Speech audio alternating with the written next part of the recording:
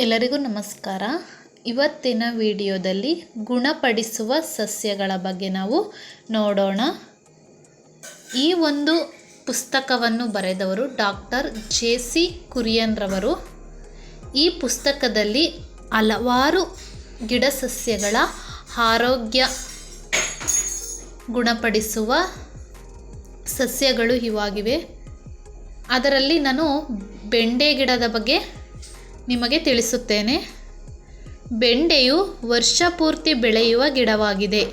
ಇದರ ಬುಡಭಾಗವು ಗಟ್ಟಿಯಾಗಿದ್ದು ಒರಟಾದ ಪೊದೆಯಂತೆ ಸುಮಾರು 7 ಅಡಿಗಳಷ್ಟು ಎತ್ತರವಾಗಿ ಬೆಳೆಯುತ್ತದೆ.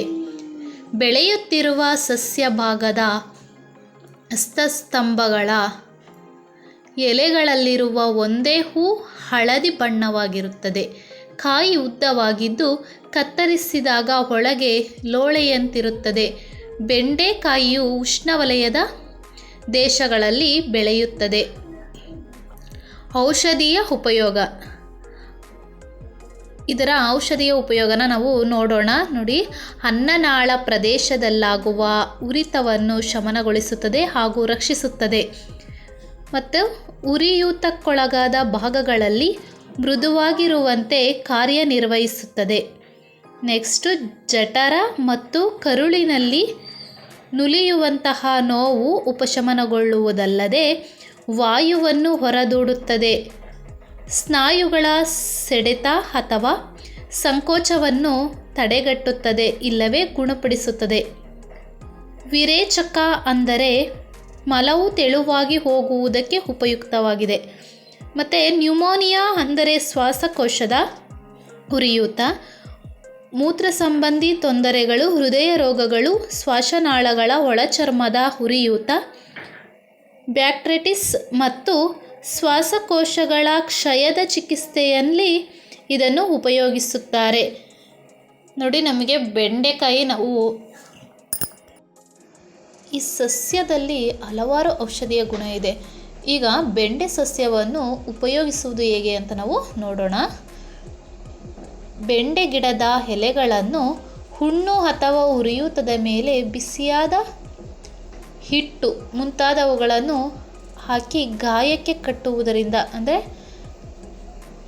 ಬೇಯಿಸಿದ ಹಿಟ್ಟಿನ ಪ್ರೋಟೀಟ್ ಕಟ್ಟು ಹಾಕುವುದು, ಅಂದರೆ ಕಟ್ಟುವುದು. ನ್ಯೂಮೋನಿಯಾ ಮತ್ತು ಶ್ವಾಸನಾಳಗಳ ಒಳಚರ್ಮದ ಉರಿಯೂತಗಳಲ್ಲಿ ಎಲೆಗಳಿಂದ ಕಷಾಯ ಮಾಡಬಹುದು.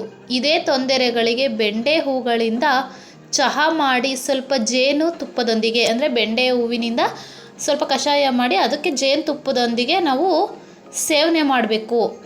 ಮತ್ತು ಜನನಾಂಗದ ಸಮಸ್ಯೆ, ಸೋಂಕಿನಿಂದ ಕೂಡಿದ ಲೈಂಗಿಕ ವ್ಯಾಧಿಗಳನ್ನು, ಸ್ತ್ರೀಯ ಗುಪ್ತಾಂಗ ಮತ್ತು ಮೂತ್ರ ವಿಸರ್ಜನಾಳದ ಶ್ರೇಷ್ಠ ಸೂಕ್ಷ್ಮ ಪೊರೆಯ ಉರಿಯೂತಕ್ಕೆ ಇದರ ಕಷಾಯದ ಬೇರು ಹಾಕಿ ಉಪಯೋಗಿಸುವುದನ್ನು ಶಿಫಾರಸು ಮಾಡಲಾಗಿದೆ.